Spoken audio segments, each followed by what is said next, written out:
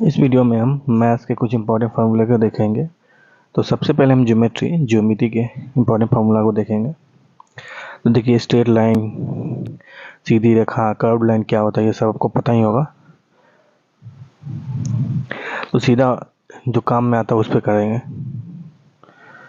देखिए, ये दो पैरेलल लाइन होता है, समांतर रेखाएं बोलते हैं। जब दोनों बराबर दूरी हो, हमेशा बराबर दूरी हो, दोनों के दो लाइन के बीच में हमेशा बराबर दूरी हो, तो उसको बोलते हैं समांतर रेखाएं। और लंबवत या परपेंडिकुलर उसको बोलते हैं जब एक दूसरे के बीच में 90 डिग्री हो, 90 डिग्री।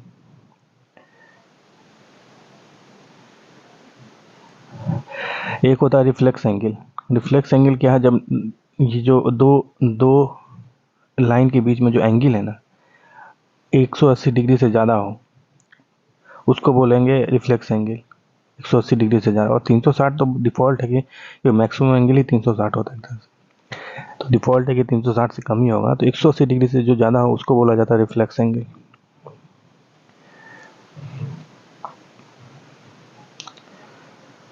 ऑब्ट्यूज एंगल, जिसका एंगल दो लाइन के बीच में एंगल 90 डिग्री से ज़्यादा हो, 90 डिग्री से ज़्यादा हो, 180 डिग्री से कम हो, तो उसको बोलते हैं ऑब्ट्यूज एंगल या अधिक कोण।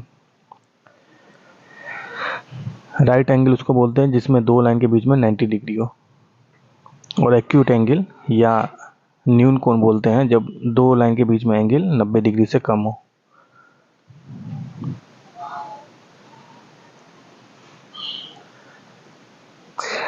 तो सप्लीमेंट्री एंगल क्या होता है? जब दो एंगल, ये एंगल प्लस ये एंगल का सम 180 डिग्री हो जाए, उसको बोला जाता है सप्लीमेंट्री एंगल। मतलब बोल दिया कि ये एक एंगल है, मतलब दो लाइन ऐसे दे दिया, एक ये एंगल बोल दिया और कुछ ऐसे बोल दिया कि ऐसा कुछ एंगल है, ये और ये एंगल बोलेगा सप्लीमेंट्री है। और ये एंगल का तो मतलब this angle plus this angle 180 degree हो जाएगा, है ना। यहाँ तो आपको स्ट्रेट लाइन दिख रहा है, तो स्ट्रेट लाइन में तो आपको 100% पता है कि ये 180 डिग्री होता है ना। पर कभी कभी ऐसा खींच दे देगा, कोई ऐसा एंगल बोल देगा और कोई ऐसा एंगल बोल देगा, बोलेगा ये एंगल और ये एंगल 180 सप्लीमेंट्री है, मतलब ये एंगल प्लस ये एंगल 180 डिग्री होगा। वहाँ पे ज़्यादा काम आता है। यहाँ पे तो आपको पता ही है, स्ट्रेट लाइन मतलब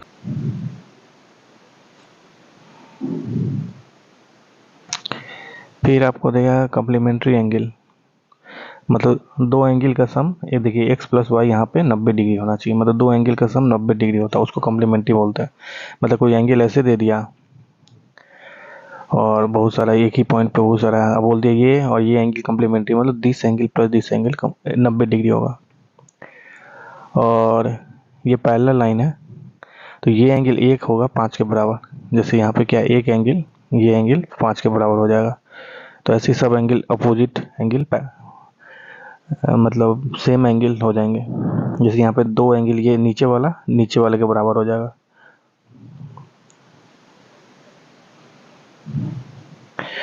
फिर ट्रायंगल है। ट्रायंगल से इंपॉर्टेंट फार्मूला क्या होता है ये आपको पता ही हो, ये तीनों का सम 180 डिग्री होता है।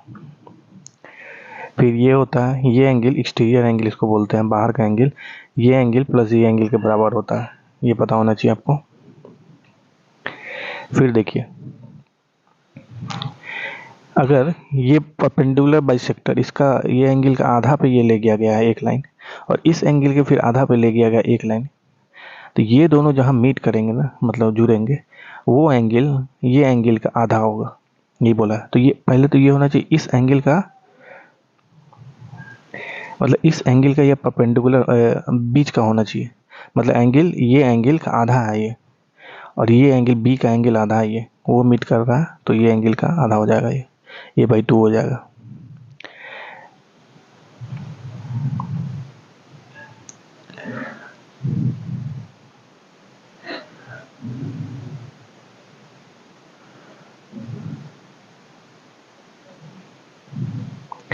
देखिए, ये जो एंगल है ना, इस एंगल ए का आधा आधा पे है, और फिर यहाँ से परपेंडिकुलर डाला डी पे, तो डी ए ई है ना, डी ए ई, ये जो एंगल है ना, ये एंगल होता है angle B, angle C minus दोनों का डिफरेंस बट्टा 2 होता है। ये सब याद रखिए। फिर बहुत इंपॉर्टेंट प्रॉपर्टी है ये, कोई दो साइड तीन साइड दिया हुआ और बोल देगा कि ये ट्रायंगल फॉर्म कर रहा है कि नहीं, या स्ट्रेट लाइन में ये होगा, मतलब आपको निकालना होगा। तो सीधा बहुत सिंपल सा होता है, दो का सम तीसरे से बड़ा होना चाहिए। दो साइड का सम, किसी भी दो साइड का सम तीसरे से बड़ा होना चाहिए, ये निकाल दीजिए। या किसी भी दो साइड का डिफरेंस, उसका मॉड लीजिए, है ना। मॉडल्स क्यों ले रहे हैं, क्योंकि ए माइनस बी हो सकता है, ए जो ए है बड़ा सा हो, मतलब ए का लेंथ हो 15, ए का लेंथ हो 10 छोटा हो, और बी का लेंथ हो 15, तो बी माइनस माइनस 5 हो जाएगा ना। तो इसका मॉड लेने से क्या आ जाएगा, +5 आ जाएगा, इसीलिए मॉडल्स लगा रहा है। तो मॉड ए माइनस बी मतलब किसी दो साइड का डिफरेंस तीसरे से कम होना चाहिए। और यहाँ ऊपर में क्या है, किसी दो साइड का सम तीसरे से बड़ा होना चाहिए, सम बड़ा होना चाहिए, मतलब ऐड करने से बड़ा होगा, सही बात है, और डिफरेंस करने से छोटा होगा। ये मोस्ट इंपॉर्टेंट प्रॉपर्टी है, ये आपको ट्रायंगल अगर पढ़ रहा है तो ये आपको पता होना चाहिए बिल्कुल। फिर साइन रूल होता है एक, एकदम देखिए, एक ट्रायंगल में कन्वेंशन होता है, जो ए एंगल के सामने है ना उसको छोटे ए से लिखते हैं, बी एंगल के सामने उसको साइड का लेंथ जो लिखते हैं ना, और जो बी एंगल के सामने जो साइड है उसको छोटे बी से लिखते हैं, और सी एंगल के साइड जो है उसको छोटे सी से लिखते हैं। तो ए एंगल बटा साइन है, मतलब इसका साइन, इसी का साइन, एंगल का साइन, ए का साइड, ए साइड लेंथ बटा साइन है, मतलब ए साइड लेंथ बटा साइन ऑफ ए एंगल। ऐसे ही बी साइन बटा ये हो जाता है 2 इंटू आर। ठीक, अभी आर क्या है, यही सर्कम रेडियस। अब सर्कम रेडियस क्या है, ये देखिए, यहाँ के इन मतलब यहाँ पे आप ये डालिए,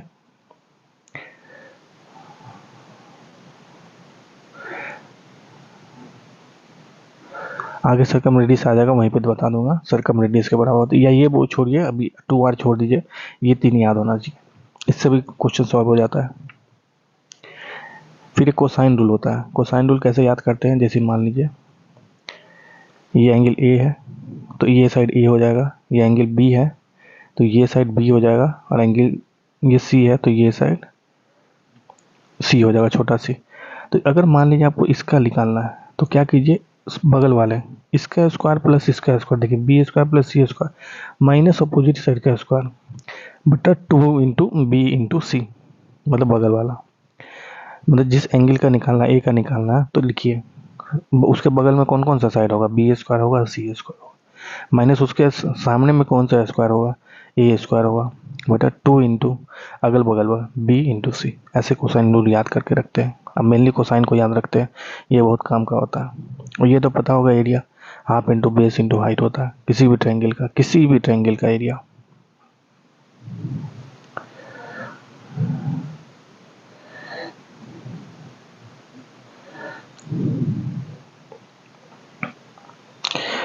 फिर एक फॉर्मूला होता है, जनरल फॉर्मूला होता है, ये याद रखिएगा, root under S into area of triangle, S into S minus A, S minus B, S minus C, जहाँ पे एस जो है ना आपका सेमी पेरीमीटर है ना। अभी आएगा आपका आगे, एस क्या अभी आएगा आगे, यहाँ पे नहीं दिया तो आएगा आगे।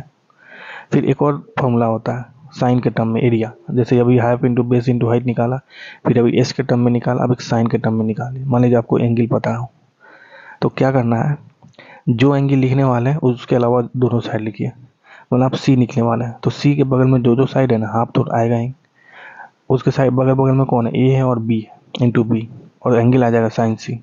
ऐसे ही साइन के टर्म में सब लिख दीजिए किसी का, एक आएगा, एक एंगल में साइड में कौन है, बी और सी, तो ऐसे याद कीजिए। फिर है एंगल बाइसेक्टर, तो एंगल बाइसेक्टर करते हैं, ये एंगल का जो बाइसेक्टर होगा मतलब इसको आधा में डिवाइड कर देगा, ये a/2 हो जाएगा, ये a/2 हो जाएगा। इंटरनल एंगल बाइसेक्टर थ्योरम, तो देखिए, तो ए को जैसे डिवाइड कर दिया, मान लीजिए इसका ए का डिवीजन कर दिया आधा में, a/2 और a/2, तो एक प्रॉपर्टी होता है, और ये डिवाइड बी डी पे मीट किया तो क्या होता है, बी डी, मतलब बी डी बटा ये लिखिए डी सी, डी सी लिखिए आप सीधा, सी डी छोड़िए, बटा ये हो जाता है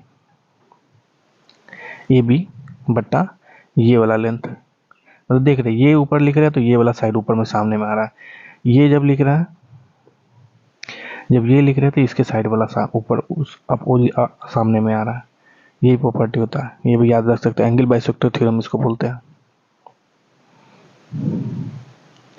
एक्सटर्नल एंगल बाइसेक्टर थ्योरम, तो ये काम का ज़्यादा नहीं है इसलिए ज़्यादा याद मत कीजिए। फिर होता है इन सेंटर,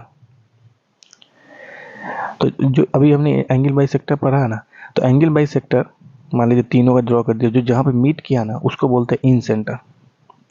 तो जहाँ पे मतलब मिला बीच का ट्रायंगल के अंदर में, उसको बोला जाता है इन सेंटर। ठीक, तो आपको एक पता होना चाहिए, ये जो एंगल कोई भी आई निकालना हो आपको, जैसे बी आई सी निकाला इसने, ये एंगल निकालना हो,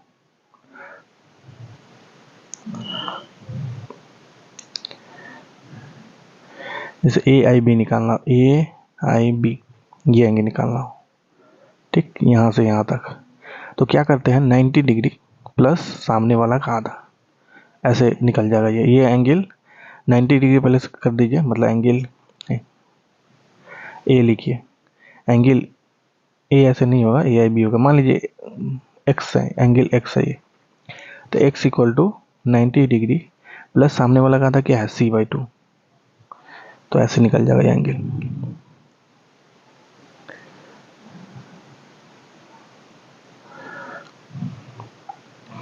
तो देखिए, तो एक और इम्पोर्टेंट प्रॉपर्टी होता है इन सेंटर के, ए आई, मतलब इन सेंटर ये आ गया, ये इन सेंटर आया कैसे, सबका परपेंडिकुलर परपेंडिकुलर नहीं, मतलब एंगल बाइसेक्टर करके, तो ए आई बटा आई डी, ए आई बटा आई डी ये होता है बगल वाला सम बी प्लस सी बटा सामने ए, ऐसे ही।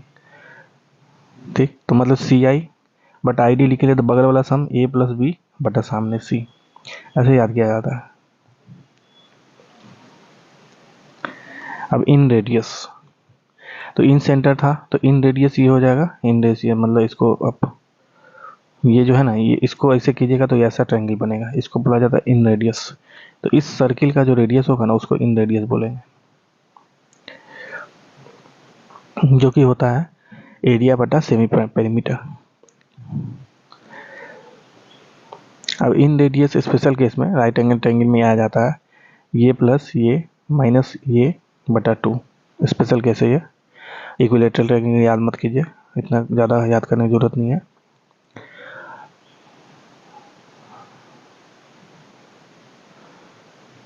तो इसीलिए इन जनरल देखिए, आपने राइट एंगल ट्रायंगल का ऊपर में याद कर लिया, ठीक, फिर आपको यहाँ पे दे रखा है कि अगर राइट एंगल ट्रायंगल नहीं है तो उसके अलावा कोई भी ट्रायंगल राइट एंगल के अलावा, तो ये फॉर्मूला सीधा लग जाएगा, इन रेडियस ऐसे निकल जाएगा सीधा, जो आपने एरिया का फॉर्मूला याद कर रखा है ना वही इन रेडियस होगा।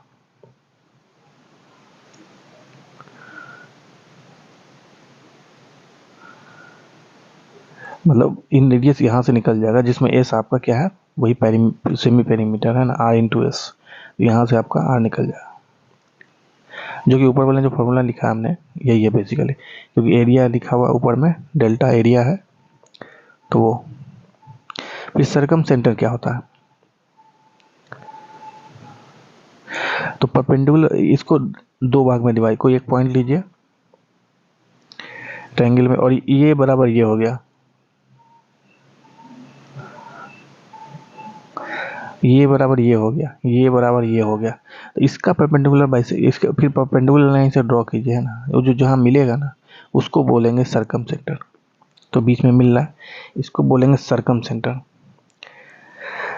तो उस सरकम सेंटर के बारे में कुछ प्रॉपर्टी होती है, तो जो सरकम सेंटर बन गया, ये 90 डिग्री, ये 90 डिग्री और ये 90 डिग्री, ठीक ना, तो ये जो होगा ना एक रेडियस होगा और उसका ट्रायंगल ये बन जाएगा, ठीक, आपको सर्किल का प्रॉपर्टी होता है। तो एंगल ये जो होगा ना सेंटर पे जो एंगल लगाएगा कोई भी कॉर्ड, इसको कॉर्ड बोला जाता है, ये सर्किल है मान लीजिए, तो ये क्या बन गया, कॉर्ड बन गया, तो ये एंगल जो होगा ना बी ओ सी इसका दुगुना होता है हमेशा, जैसे ये एंगल, तो बी ओ सी इसका दुगुना होगा, है ना, बी ओ सी इस एंगल का दुगुना होगा, चाहे इस एंगल का दुगुना होगा, ऐसे ही इधर कीजिए तो इस एंगल का दुगुना होगा, हमेशा ये प्रॉपर्टी होता है। मैं ये ट्रायंगल एक चीज़ वो हो गया। फिर मान लीजिए राइट एंगल ट्रायंगल था, उसका आपको सर्किल निकालना या रेडियस राइट एंगल ट्रायंगल, तो उसका जो ये परपेंडिकुलर ना यहीं पे आ जाएगा एक, मतलब परपेंडिकुलर बाइसेक्टर ये एक ये है, इस पे 90 डिग्री ड्रॉ कीजिए, यहाँ पे यहीं पे मीट कर जाएगा ये हाइपोटेनस पे, है ना, मतलब ये है इस पे कीजिए, फिर ये है इस पे कीजिए, तो यहीं पे मीट कर जाएगा इसका। तो फिर सर्किल ड्रॉ कीजिए ऐसे, 90 डिग्री है, तो ये 90 डिग्री अगर हो जाता है एंगल ना, तो ये समझ लीजिए उसका डायमीटर हो जाता है ना, सर्किल का डायमीटर हो जाएगा। तो आपको निकालना है यहाँ पे एंगल ए ओ बी है ना, जो कि होगा 180 degree minus angle 2 times angle B.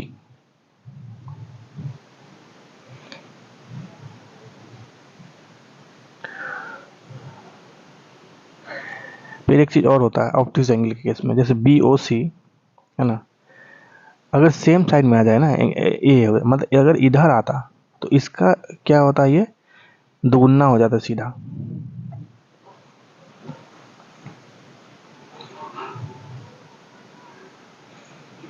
अगर इस साइड में ए रहता, ठीक ना, तो ये जो एंगल है ना, ये एंगल इसका सीधा दुगुना हो जाता। पर ये ए एंगल इसी साइड में आ गया, ये जो लाइन है ना, इसी साइड में ए आ गया है, ठीक।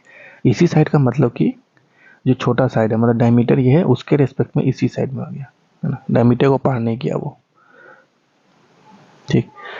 और तो इस केस में एंगल बी ओ सी जो होगा ना, 2 टाइम्स 180 डिग्री माइनस 2a हो जाएगा।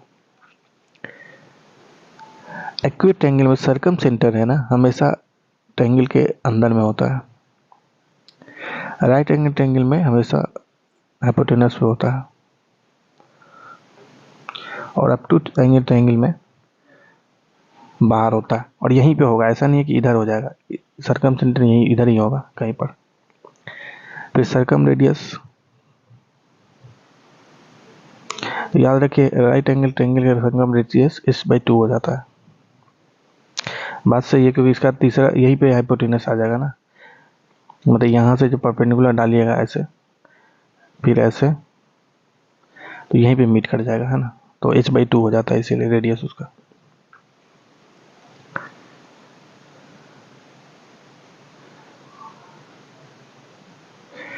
फिर एक प्रॉपर्टी याद रखिए, डिस्टेंस सर्कम सेंटर और इन सेंटर के बीच में डिस्टेंस याद रखिएगा 2√2r² माइनस 1, जिसमें बड़ा वाला आर क्या है, सर्कम रेडियस है, छोटा आर इन रेडियस है।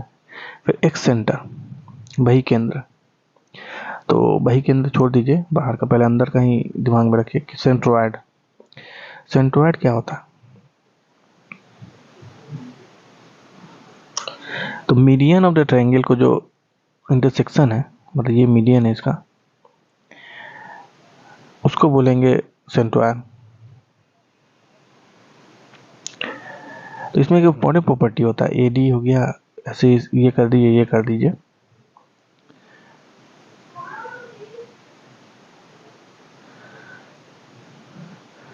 तो ये मतलब ए जी बटा जी डी,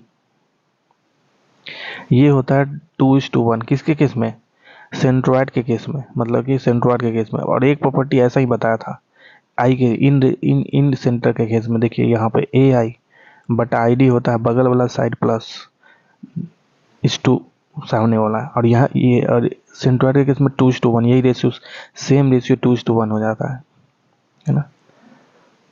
और ये बहुत इंपॉर्टेंट प्रॉपर्टी है। फिर यहाँ पे एक इंपॉर्टेंट प्रॉपर्टी है, जैसे ये इन रेडियस है, ये मीडियन सब है, तो इसमें होता है आपका A D square, A D plus C square equal to होता है A C square plus E D square, मतलब दिस स्क्वायर प्लस दिस कोना वाला दिस स्क्वायर, जो बराबर हो जाता है ये parallel square E D square plus A C square, है ना। ये याद रखिए ये वाला चीज। और एक और इम्पोर्टेंट प्रॉपर्टी है कि जो सेंट्रोइड है ना, सेंट्रोइड, तो ये ट्रायंगल और ये ट्रायंगल सबका एरिया बराबर होगा, ठीक ना। फिर ये आप ले जाइए, इधर एक्सटेंड कर दीजिए, इधर एक्सटेंड कर दीजिए, इधर एक्सटेंड कर दीजिए, तो फिर बचेगा ना एरिया, छोटा छोटा ट्रायंगल, ये ट्रायंगल, ये ट्रायंगल, ये ट्रायंगल, सबका एरिया बराबर होगा और बटा 2 हो जाएगा। या एक ही को ड्रॉ कीजिए, तो ये जो डिवाइड कर रहा है ये भी आधा हो जाएगा। फिर और देखिए जो सेंट्रोइड बना, ये मतलब ये सेंट्रो मीडियन था, ये मीडियन था, ये मीडियन था, ये ट्रायंगल जो बन रहा है, ये ट्रायंगल का जो एरिया होगा ना,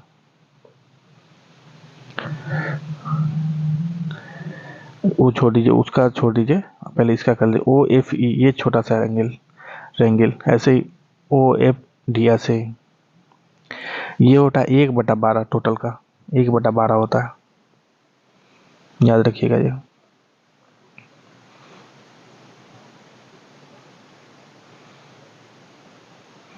फिर एक और देखिए, जैसे अभी हमने क्या किया था, ये सेंट्रोइड है मान लीजिए, तो ए आई बटा आई डी क्या था, 2:1 था। पर एक होता है ये जो ट्रायंगल बनाया आपने, ऐसे कर दिया, ये जहाँ पे मीटर सेट कर रहा है तो ए जी बटा जी है, जी ओ जो इन सेंटर है, इन सेंट्रोइड है, ए जी बटा जी ओ हो जाएगा 3:1।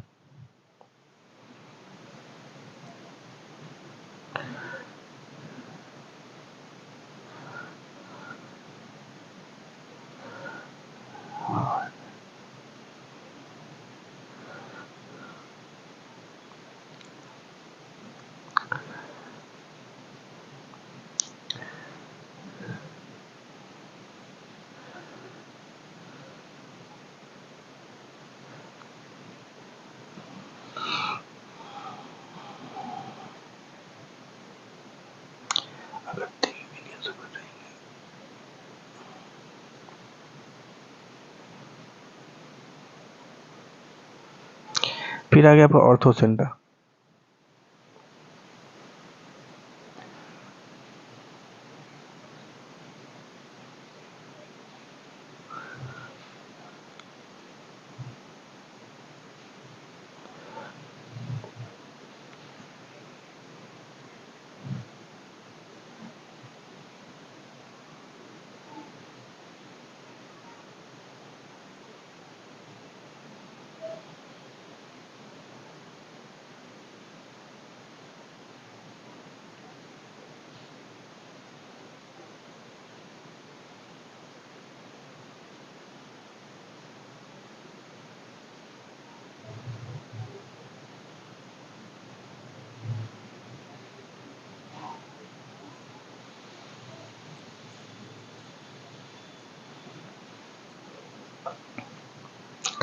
ऑर्थो सेंटर क्या है, यहाँ से परपेंडिकुलर ड्रॉ कीजिए, कोई बाइसेक्टर नहीं, बस परपेंडिकुलर ड्रॉ करना है, ये तीनों जहाँ मीट करेंगे यही ऑर्थो सेंटर कहलाएगा। तो एक्यूट एंगल ट्रायंगल में बीच में होगा, राइट एंगल ट्रायंगल में ऑर्थो सेंटर यहीं पे हो जाएगा, ठीक। और ऑब्ट्यूज में इस साइड होगा, देखिए सरकम सेंटर ऑब्ट्यूज में इधर हो जाएगा, सरकम सेंटर, पर ऑर्थो सेंटर इधर होता है ना, दिमाग में रखिएगा।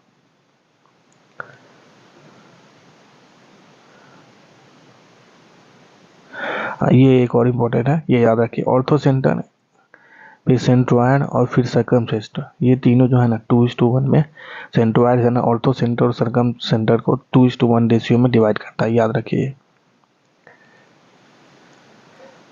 फिर है कॉन्ग्रुएंस और सिमिलरिटी, आपको पता ही है। कॉन्ग्रुएंस मतलब सब कुछ हो गया, से एकदम इक्वल हो गया। और एक याद रखिए सिमिलरिटी ना तीन ही तरह का हम कंसिडर करते हैं, A angle angle angle, side side side, और एस एस आस मतलब साइड एंगल साइड।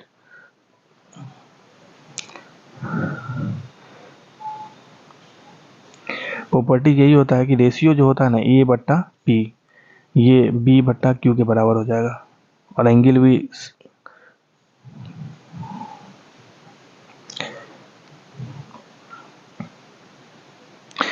फिर आ जाइए इम्पोर्टेंट प्रॉपर्टी में, ऑर्थो सेंटर के इम्पोर्टेंट प्रॉपर्टी में, यहाँ से आपने परपेंडिकुलर ड्रॉ कर दिया ये, ठीक। तो इम्पोर्टेंट जो याद रखिएगा, ये जो परपेंडिकुलर उसका लेंथ अगर पी है तो 1/p², ये साइड का स्क्वायर और ये वाला साइड, 1/p² हो जाएगा 1/a² प्लस 1/b²। ये बहुत इंपॉर्टेंट प्रॉपर्टी याद रखिएगा, ये वाला मतलब। फिर एक और आ जाइए, दिस इंटू दिस, ये हो जाएगा दिस इंटू दिस, है ना, मतलब बगल वाला को इंटू कर दीजिए और ये वाला और ये वाला को इंटू कर दीजिए।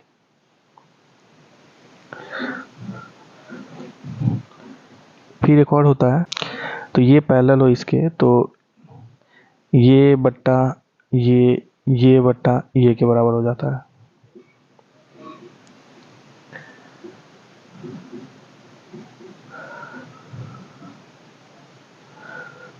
फिर आपको यहाँ पर पाइथागोरस थ्योरम तो आपको पता ही होगा, ए स्क्वायर प्लस ए स्क्वायर हाइपोटेनस के स्क्वायर के बराबर हो जाता है।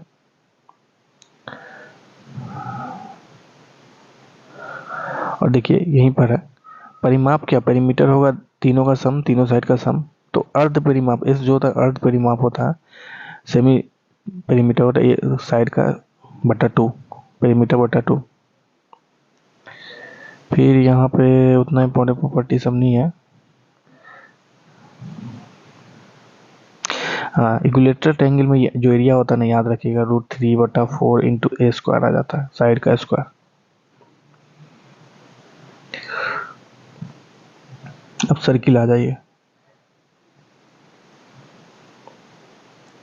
तो याद रखिए अगर दो कॉर्ड का लंबाई सेम दिया है ना, तो जो एंगल होगा ना सबटेंड, इसको बोलते हैं angle subtended at the centre of circle equal होता है। मतलब ये एंगल इसके बराबर हो जाएगा अगर ये लेंथ दिया हुआ आपको, और इसका उल्टा भी सेम हो जाएगा, समझे। अगर ये एंगल इसके बराबर है तो ये लेंथ इसके बराबर ही होगा। हमेशा सर्किल में समझिए जो अधिकतर प्रॉपर्टी ना उल्टा ही होता है, वही उसका दिया हुआ है, सेम उल्टा दिया हुआ है ना, कि बोल दिया कि एंगल पहले बराबर कर दिया इसमें तो साइड भी बराबर होगा, है ना। सर्किल वाले केस में खासकर उल्टा मतलब सही हो जाता है। दूसरे में कोऑर्डिनेटर में मत समझिएगा, किसी और चीज में मतलब ये प्रॉपर्टी अगर सही वैलिड है तो उल्टा भी क्या सही होगा, ये दूसरे में नहीं होगा, सर्किल वाले ऑलमोस्ट सब में होता है, सब में हो जाएगा आपका प्रॉपर्टी।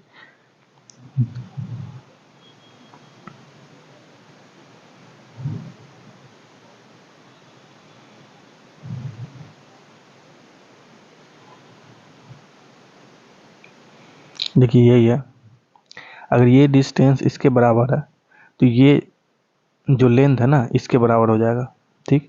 उल्टा भी इसका सही है, अगर ये लेंथ इसके बराबर है तो इसका डिस्टेंस भी इक्वल हो जाएगा, ये डिस्टेंस इसके इक्वल हो जाएगा। तो सर्किल में उल्टा चलता है सब, सर्किल वाले केस में, क्योंकि सिमिलर चीज़ है ना। देखिए पूरा हर जगह से सिमिलर है ये, सभी जगह से, इधर से देखिए इधर से देखिए, है ना। क्वाड्रिलेटरल ये सब में नहीं ना, हर का एंगल अलग होता है, सब कुछ अलग होता है, तो वो वाला केस में नॉर्मली ये सब सही नहीं होता है। फिर आपने ये प्रॉपर्टी देखा ही था, कोई ये कॉर्ड है, ये जो सेंटर पे एंगल दे रहा है ना इसका दुगुना होगा, 2θ हो जाएगा, है ना। मान लीजिए तो ये भी थीटा ही होगा, अगर ये थीटा है तो ये भी थीटा होगा, है ना। अगर ए बी से आप ड्रॉ कर रहे हैं ये वाला थीटा ही होगा, फिर ये वाला कीजिए ये भी थीटा ही होगा, चाहे यहाँ से भी पास करे, सेंटर से पास करे तो भी ये थीटा ही होगा, है ना। और उसका दुगुना हो जाएगा ये 2θ। ये एक प्रॉपर्टी बहुत इंपॉर्टेंट प्रॉपर्टी है। तो मतलब कहने के बाद यहाँ से आप जितना ड्रॉ कीजिए ना सब थीटा होगा, है ना, जो सर्किल की साइड पे टच कर रहा है। और उल्टा साइड में इधर थीटा हो जाएगा और इधर पाई माइनस थीटा हो जाएगा, ये भी दिमाग में रखिएगा। तो सेमी सर्किल जो है ना, मान लीजिए ये सेंटर से पास करना चाहिए, एंगल ऑफ सेमी सर्किल मतलब कि एंगल से पास कर रहा है ये कॉर्ड, तो वो डायमीटर हो जाता है, और इस पे साइड पे कीजिएगा तो ये एंगल 90 डिग्री हो जाता है।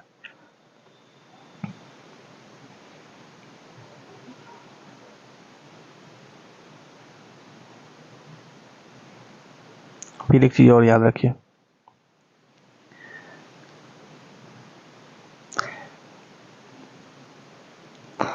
ये एंगल प्लस ये एंगल 90 डिग्री होता है, याद रखिएगा।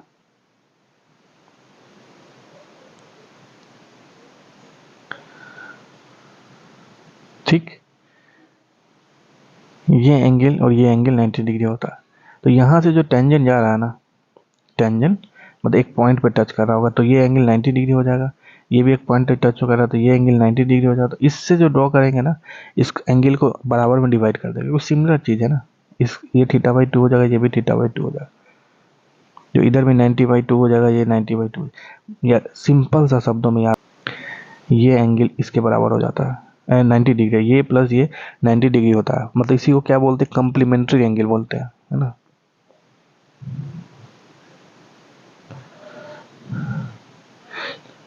फिर ये वाला चीज़ याद भी रखिएगा, ये भी इम्पोर्टेंट। एक ट्रायंगल आपने ड्रॉ किया, बनाया सर्किल के अंदर में, और एक पॉइंट पे आपने ये एंगल टेंजेंट ड्रॉ कर दिया एक पॉइंट पे, है ना, जहाँ पे टच कर, तो जो ये एंगल है ना इसके बराबर हो जाता है और ये एंगल इसके बराबर हो जाता है। फिर देखिए 2 पॉइंट्स, कोई दो अपने ये लाइन ड्रॉ किया है ना, 2 पॉइंट से कोई 2 लाइन सर्किल को टच कर रहा है, यहाँ और यहाँ किसी एक पॉइंट से बाहर के किसी एक्सटीरियर एक पॉइंट से। तो ये प्रॉपर्टी होता है दिस इनटू दिस, ये वाला पूरा लेंथ, ये हो जाता है ये छोटा वाला लेंथ इनटू बड़ा वाला लेंथ। ये प्रॉपर्टी बहुत इंपॉर्टेंट प्रॉपर्टी सब होती है। तो इसी में क्या करेगा, ये दोनों पॉइंट अगर बराबर होगा, मतलब यहाँ पे टेंजेंट हो रहा है, मतलब क्या हो गया, एक जगह ऐसे ही जाके एक जगह ये पॉइंट और ये पॉइंट एक जगह मर्ज कर गया। तो कहने का मतलब PC इक्वल टू, फिर से PC हो गया इक्वल टू PC, मतलब PD इक्वल टू PC हो गया, है कि नहीं, क्योंकि यहाँ ये वाला लेंथ जो था यहाँ पे मर्ज कर गया ना, यहाँ इतने के बराबर हो गया है ना। तो बराबर हो गया तो बस ये इसीलिए स्क्वायर हो गया, क्योंकि PC और PD यहाँ पे बराबर हो जा रहा है। तो मेन यही प्रॉपर्टी, इसको याद रखिएगा, उससे थोड़ा सा दिमाग लगेगा तो ये प्रॉपर्टी आ जाएगा। फिर सेमी सर्किल ये है, सर्किल आपको पता ही होगा, पेरीमीटर होता है 2πr और एरिया होता है πr²। सेमी सर्किल का उसका आधा कर दीजिए। सेक्टर वो चीज़ होता है जो आपने ट्रायंगल बनाया है सर्किल, और ये है ना, अगर ना इस डायमीटर से कम है कोई भी है, तो ये जो एरिया है ना इसको बोलेंगे सेक्टर। तो ये जो थीटा है ना सबटेंड कर रहा है जो सेंटर पे, ये जो सेक्टर सबटेंड कर रहा है थीटा। तो फार्मूला होता है, एक बहुत इंपॉर्टेंट फार्मूला होता है, जो इसका एरिया सेक्टर है ना πr² कर दीजिए इंटू थीटा, ये थीटा बता 360, क्योंकि 360 डिग्री टोटल का 360 डिग्री है, तो पूरा का सर्किल का एरिया कितना है πr² है, पर आपको थीटा का ही निकालना है, इतना का ही निकालना है। तो थीटा बटा 360 फ्रैक्शन कर दीजिए तो निकल जाएगा। कोई भी चीज़ का ऐसे निकालते हैं ना, मतलब 5 सब में है तो पहले को आधा मिला, मतलब क्या किए आधा और ये किए, ठीक। तो यही पे एरिया टोटल का कितना एरिया πr², पर आपको निकालना है थीटा वाले का, तो थीटा बटा टोटल 360 किए, है ना, यही है।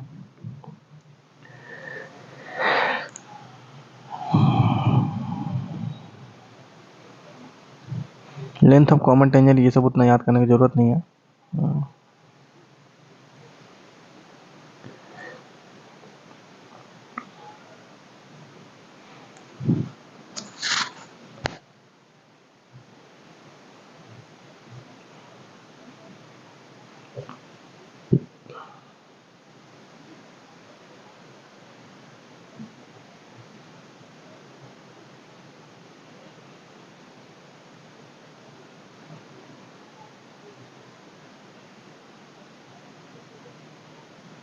देखिए रोम्बस जो फिगर है ना, ये बहुत पूछता है कोई एग्जाम में, तो ये याद रखिएगा रोम्बस।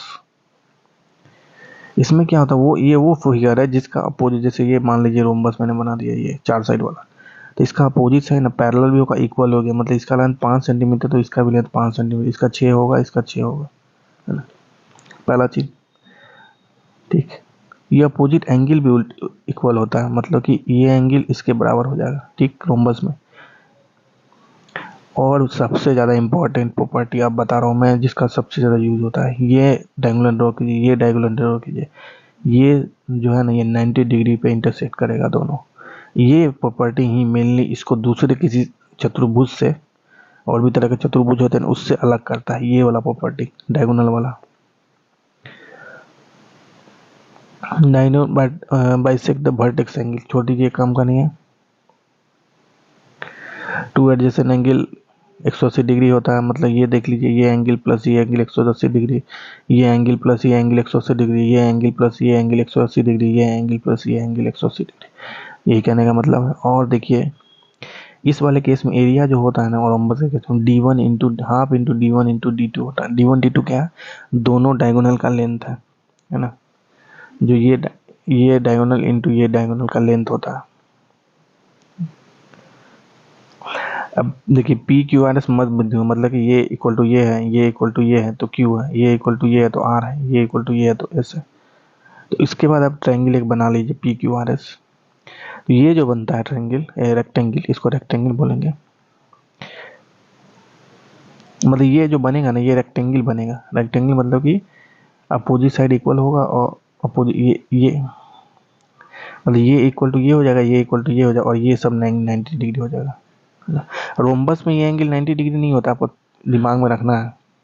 ये जो साइड है ना ये 90 डिग्री नहीं होता, बल्कि ये प्लस ये 180 डिग्री होगा, 180 डिग्री होगा, पर ये 90 नहीं होता, पर जो बीच वाला बनेगा नहीं इसमें ये सब 90 डिग्री हो जाएगा, है ना।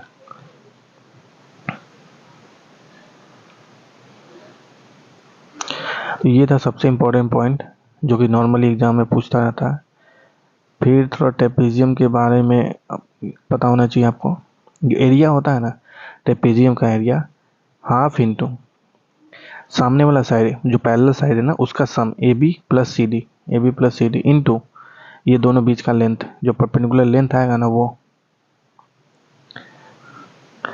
एक और इम्पोर्टेंट प्रॉपर्टी होता है, इसको ज्वाइन कीजिए तो ये जहाँ मीट करेगा ना ओ पॉइंट पे,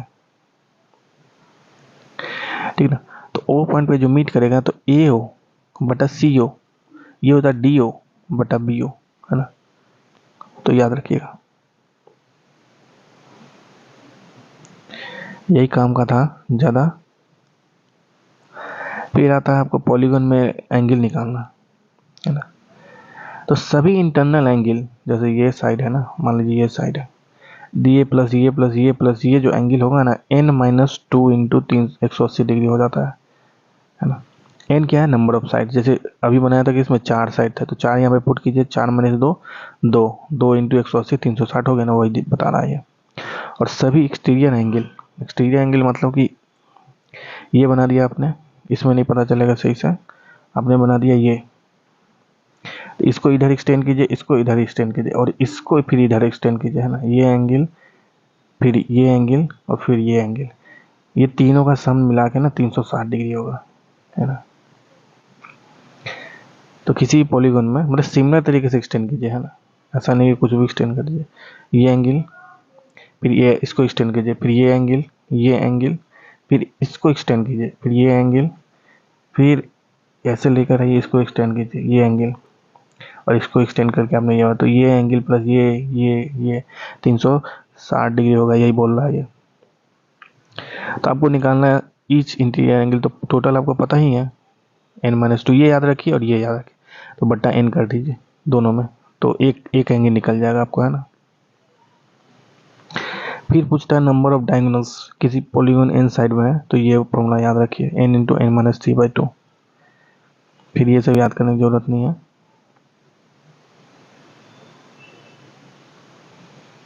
मेंसुरेशन, तो एरिया हमने पढ़ ही लिया है और सेमी पेरीमीटर सब पढ़ ही लिया है। एरिया अगर आपको दिया हो एंगल साइन ए साइन बी तो वो भी हमने पढ़ ही लिया है ना। हमने क्या पढ़ा कि हाफ आएगा प्लस दोनों के बीच का दोनों side into sine of A angle. अगर ए का रिस्पेक्ट में लिखना है तो दोनों इंटू बगल वाले साइड। और एरिया ऑफ इक्विलेटरल ट्रायंगल का याद रखिए, ये वाला फॉर्मूला।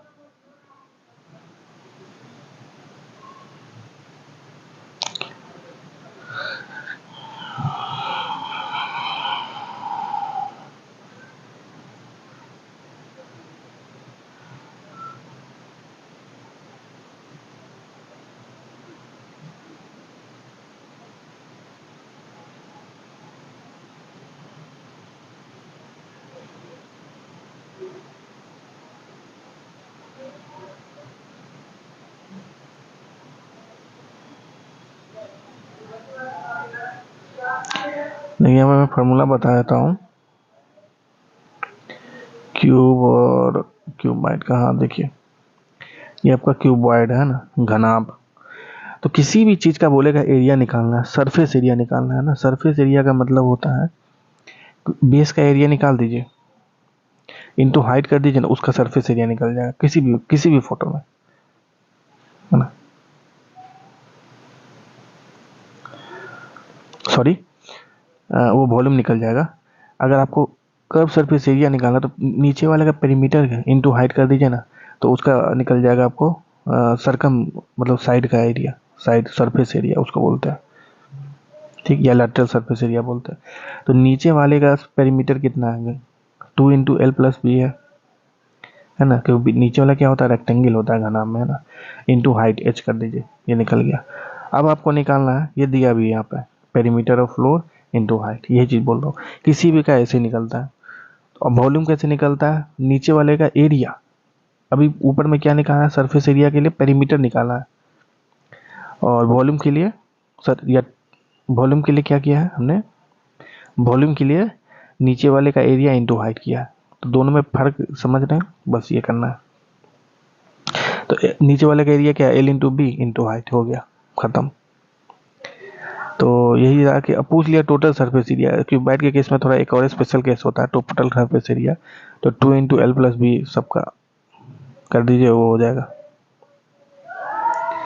फिर आता है क्यूब, क्यूब के भी केस में यही हो गया, आपको बोल रहा है वॉल्यूम निकाल, कर्व सरफेस मतलब बेस का एरिया इंटू हाइट कीजिए, तो सब तो बराबर होता है ना, तो नीचे वाला क्या हो गया, नीचे वाले का सरफेस सरफेस एरिया क्या हो गया, ए प्लस ए मतलब 4a होता है नीचे वाले का, इंटू हाइट कितना है ए, हाइट कितना है ए ही, ये सबका लेंथ यही है ना, तो 4a²। अब वॉल्यूम निकालना है, तो बेस का एरिया कितना है a², बेस का एरिया कितना है a² इंटू हाइट हो गया a² इंटू ए क्यूब। और इस वाले केस में एक और चीज़ याद रखिए, क्यूब में डायगोनल जो होता है ना, ये जो ये √3a होता है। फिर सिलेंडर के केस में भी यही है, नीचे वाला क्या होता है, सर्किल होता है, तो सर्किल का सरफेस एरिया निकालना है, कर्व सरफेस एरिया सिलेंडर का, तो नीचे वाले का पेरीमीटर कितना हो जाएगा सर्किल का, 2πr होता है, इंटू एच कर दीजिए, 2πrh हो जाएगा। यही आपको बोल दिया वॉल्यूम निकालना है, तो नीचे वाले का एरिया क्या हो गया, πr² इंटू एच कर दीजिए, तो ये आ गया।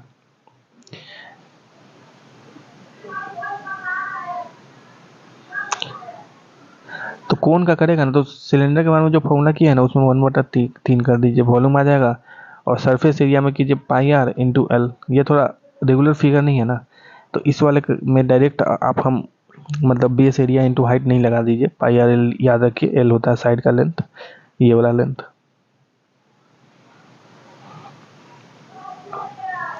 जो कि एल आ जाता है r² प्लस h²।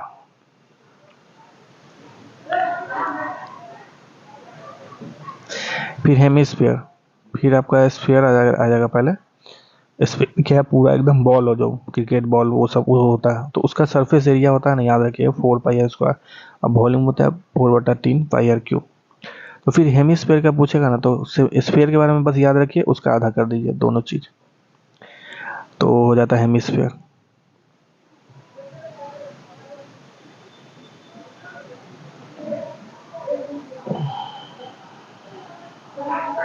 तो इस तरह कोई भी इरेगुलर फिगर दे दिया और मतलब एकदम देखने में सिमिलर है, तो आपको बेस का एरिया इंटू वो कर दीजिए हाइट, तो वॉल्यूम दे देगा।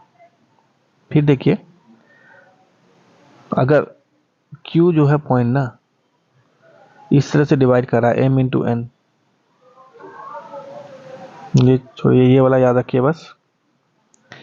अगर R पॉइंट m/n में डिवाइड कर रहा है, तो जो बीच वाला पॉइंट होता है ना, इस तरह से लिखते हैं m इंटू इसका m इंटू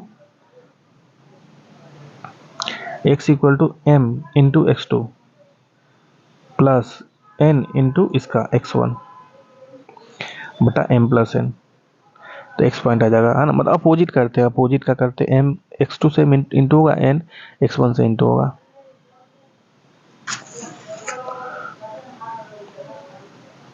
फिर एक और चीज याद रखिएगा, थोड़ा इसमें पूछता है मिरर इमेज, पूछता है कभी कभी कि दोनों के बीच का एंगल दिया हुआ है, तो नंबर ऑफ इमेज कितना बनेगा।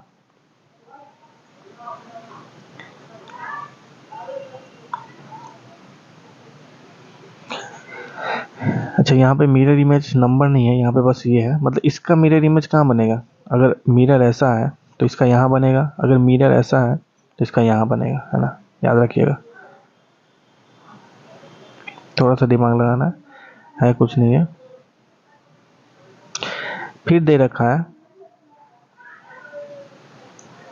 स्लोप, आपको पता ही है, 2 पॉइंट अगर दे रखा है y1 y2, m दे रखा है, दो पॉइंट दे रखा है, तो इस तरह स्लोप निकालते हैं फाइनल का। पहले y कोऑर्डिनेट लिखते हैं ना, y2 माइनस y कोऑर्डिनेट लिखते हैं, फिर x कोऑर्डिनेट लिखते हैं नीचे में, है ना, x2 माइनस x1, तो ऐसे निकलता है।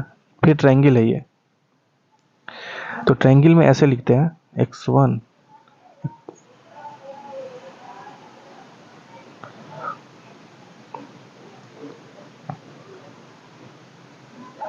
x1 x2 y1 1 x2 y2 x3 y3 1 1। तो देखिए एक ये फॉर्मूला जो है ना, इसको आप मैट्रिक्स के फॉर्म में लिख सकते हैं, हाफ इंटू ऐसे x1 y1 और इधर 1, x2 into y2 1, x3 y3 1। तो ये इसका डिटर्मिनेंट जो है ना, यही चीज़ ये लिखा हुआ है। इतना जो आपको याद करने में दिक्कत हो रहा है तो उस तरह से लिख लीजिए, है ना। फिर पूछ रहा है सेंट्रॉइड का, एक ट्रायंगल के सेंट्रॉइड का ये होता है सबका बटा 3 कर दीजिए। इन सेंटर का ये होता है, और सरकम सेंटर छोड़ दीजिए, याद मत कीजिए, इतना कॉम्प्लेक्स मत याद कीजिए।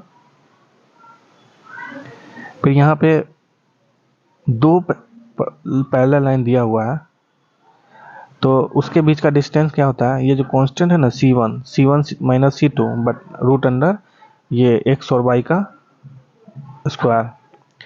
ये नॉर्मल केस में परपेंडिकुलर डिस्टेंस में कोई दो लाइन, एक लाइन है और एक पॉइंट है एक्स वाई, तो क्या कीजिए कि जो पॉइंट दिया है ना, इसको इसमें पुट कर दीजिए, है ना। पुट कर दिया आपने, उसके अधिक से मैग्नीट्यूड कुछ आ जाएगा, क्योंकि ए का वैल्यू दिया रहेगा, ए का वैल्यू रहेगा 5 रहेगा, एक्स और वाई में ये लाइन वेरिएबल है ना।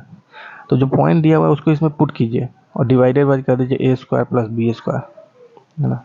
और उसका मॉड निकाल लीजिए कि हो सकता है कि ये टोटल अगर ये पुट करने से ये माइनस में आ जाए ना, माइनस, ठीक ना। तो इसलिए हम उसका मॉडुलस निकाल लेते हैं। ऊपर में वो कीजिए, सिंपल सा है, इस पॉइंट को इसमें पुट कीजिए और नीचे में a² प्लस b² का वैल्यू निकाल लीजिए।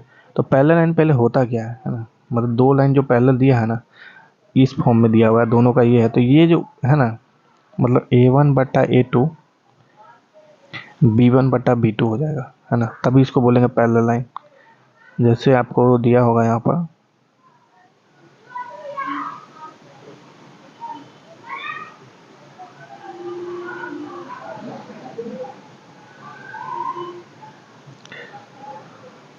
यहाँ पे आपको नहीं दिया है पैरेलल लाइन, पैरेलल लाइन का वही मतलब है। अच्छा ये दिया हुआ है, देखिए यहाँ पर पैरेलल लाइन का मतलब, देखिए कोफिशिएंट का रेशियो a1 बटा a2 b1 बटा b2 के बराबर, और कॉन्स्ट ये इसके बराबर नहीं है, ये दोनों अलग होना चाहिए। और अगर सेम ही ओवरलैपिंग, ये काम का नहीं है।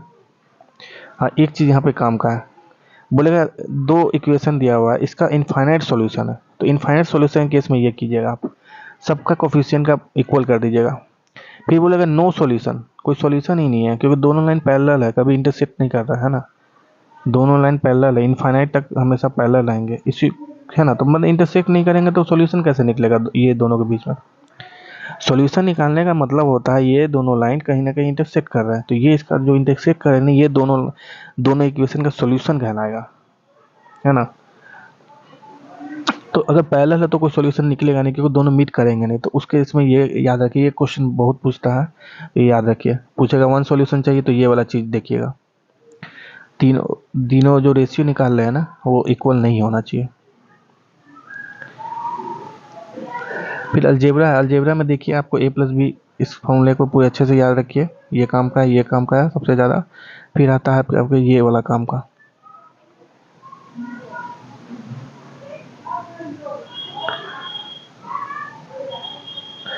फिर ये वाला काम का है, एक पहला वाला, और a³ प्लस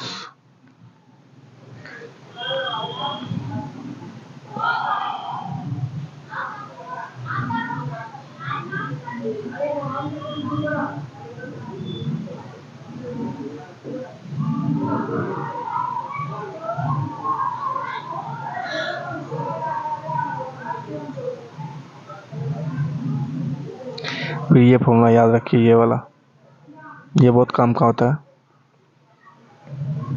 स्पेशल केस होता है जब बोल देगा कि a प्लस बी प्लस सी 0 हो जाए, तो a³ plus b³ plus c³ 3abc के बराबर हो जाता है। तो ये याद रखिए, तीन मेन फार्मूला है।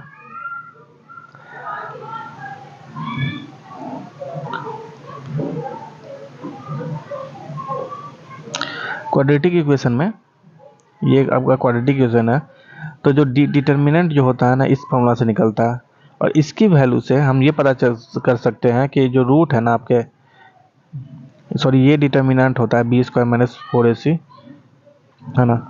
और इसकी जो वैल्यू अगर डी डी जो होता है ना, डी बस मतलब बी स्क्वायर माइनस 4ac होता है ना। तो डी ग्रेटर देन जीरो है ना, तब आपको रूट मिलेगा दोनों अलग अलग।